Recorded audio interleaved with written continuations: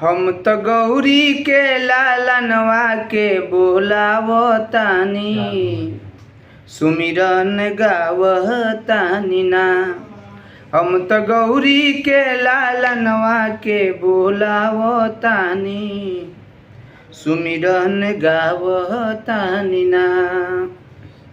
हथिया के सूढ़ पवला मानुष के तानावा, सब देवतन में पहिले होखेला पूजा नवा।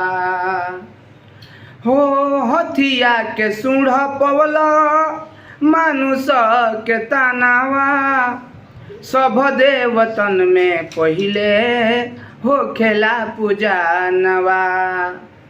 हम तो गौरी के ललनवा के बोलावतानी, कीर्तन गावतानी ना। हम तो गौरी के लालनवा के बोलावतानी, सुमिरन गावतानी ना।